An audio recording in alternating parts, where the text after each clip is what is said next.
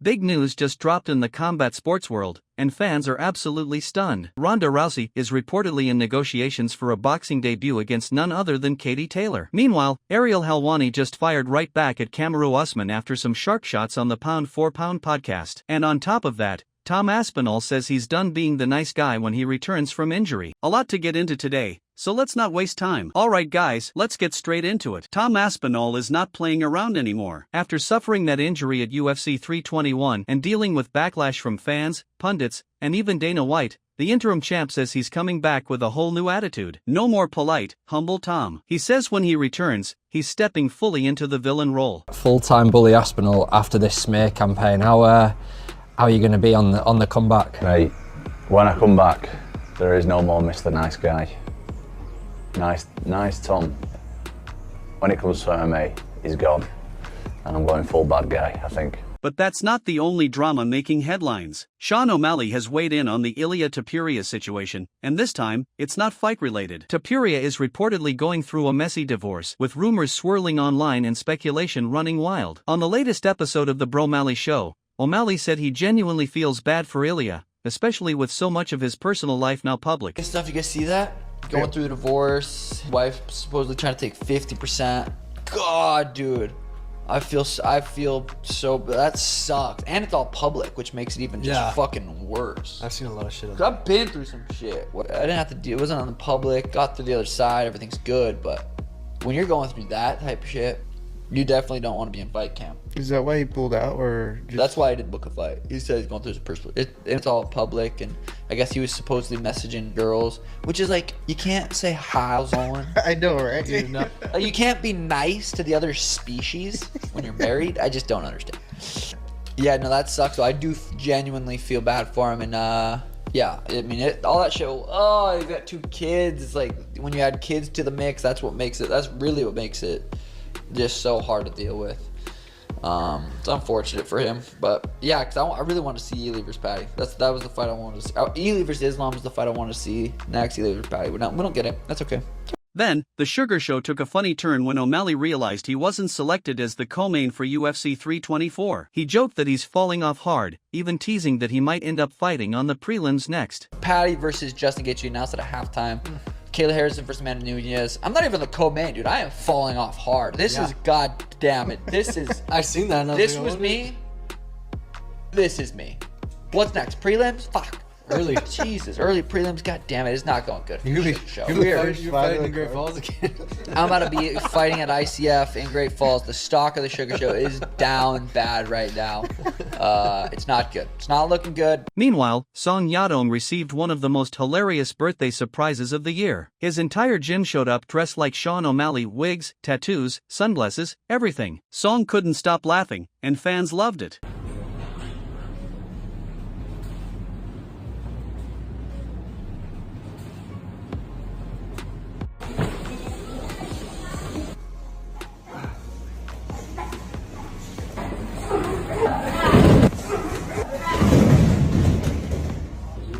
Happy birthday to you.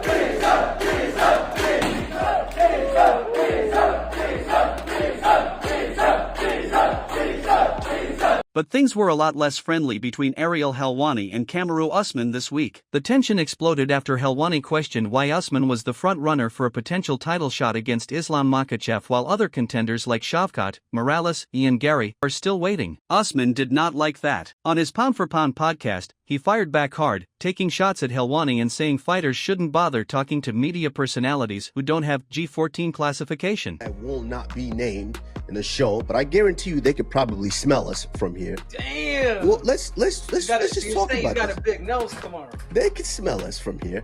But Henry, listen, why would we, as professional fighters, why would we go on these shows anymore with people who don't have G14 classification? Why would I be sitting there talking to you? Because you're just a glorified fan. The real journalists that have a conversation with us, Henry, before fights, and then they write about it, that's different. Not these people who are media personalities basically give their opinion. You talk about me to stay relevant. I don't talk about you. I don't care. It didn't take long for Helwani to respond, and he addressed the comments directly on his show. So sitting there saying, I don't care about you. I don't care about your thoughts. Why should I care about your thoughts? But he's doing a video. He's clipping it off. He won't say my name, but he's going to tweet about it. He'll make some remark. Clearly, I have struck a nerve. And what is the nerve that I struck?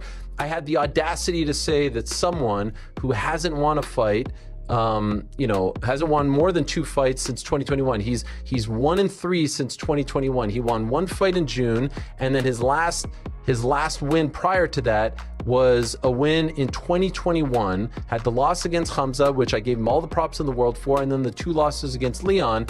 And I had the audacity to say that this guy doesn't deserve a title shot. I didn't say that he's a bum. I didn't say that he's a never was. I didn't say that he's one of the worst champions of all time. Obviously, I think George St. Pierre, and I don't think this is a hot take, is the greatest welterweight champion of all time, but I didn't make it personal. I didn't hit him below the belt. He's talking about my nose. By the way, I've been hearing about my nose since I was a kid, and in another corner of the MMA world, Israel Adesanya dropped some slick new sparring footage. The former champ has been training with rising lightweight Mauricio Ruffi, a flashy striker who's always dreamed of working with Izzy. The two went at it with high speed and intensity, giving fans another look at Izzy's return to form as he gears up for his next big fight.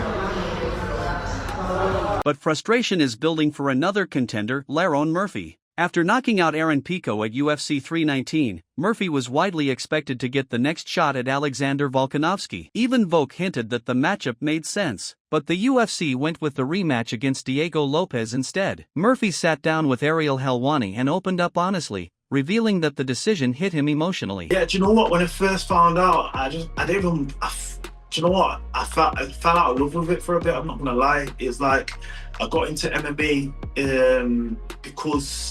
over boxing because I thought there's no politics here. I thought it's just simply do the work, the best fight the best, and that's the way it goes. But that's what hurt me the most a bit. But it's like, at the end of it, and then I kind of thought it over, and it's like, get over it. It is what it is. It's business. Just keep fighting, keep doing what you're doing, keep winning, and we'll get there eventually. And I think it's inevitable that it's going to happen. And I know I'm going to be champion. The only thing I'm pissed about, like I said, is not getting the opportunity to fight against Volkanovski. I know he's going to retire after this, so I've always wanted to.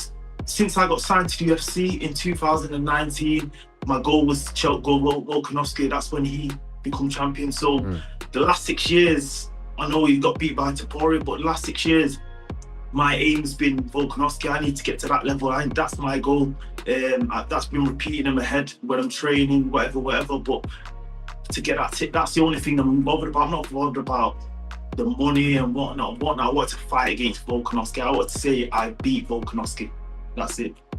Now, back to the headline that had the entire combat sports world buzzing: Ronda Rousey's rumored return. And no, it's not MMA. According to reports, Rousey is in active talks for a boxing match against Irish superstar Katie Taylor in 2026. Netflix is reportedly interested in broadcasting the fight, making this one of the biggest cross-sport discussions in years. Ronda has been teasing a comeback for months with training clips, interviews, and social media activity. But no one expected her to jump into boxing against arguably the greatest female boxer ever. The MMA community wasted no time reacting. Chris Cyborg chimed in on Twitter, saying she once saw Ronda shadowboxing and her shadow won. She added that Ronda doesn't belong anywhere near a boxing ring and suggested the only realistic comeback would be a fight with Gina Carano in MMA. Fans piled in as well, calling the matchup a mismatch, dangerous, and even joking that Ronda is looking to add more CTE. Many brought up the Holly Holm fight, saying if Holm outstruck her, Katie Taylor could kill her. Some didn't hold back at all, claiming they want Ronda dead. And of course, memes flooded the internet instantly, roasting the idea from every angle. Whether this fight actually happens or not, one thing's clear, the MMA world is stunned. Alright guys, that's all for today's roundup. If you enjoyed the episode, make sure to hit that like button and subscribe so you never miss the latest MMA updates. Thanks for watching, and I'll catch you in the next one.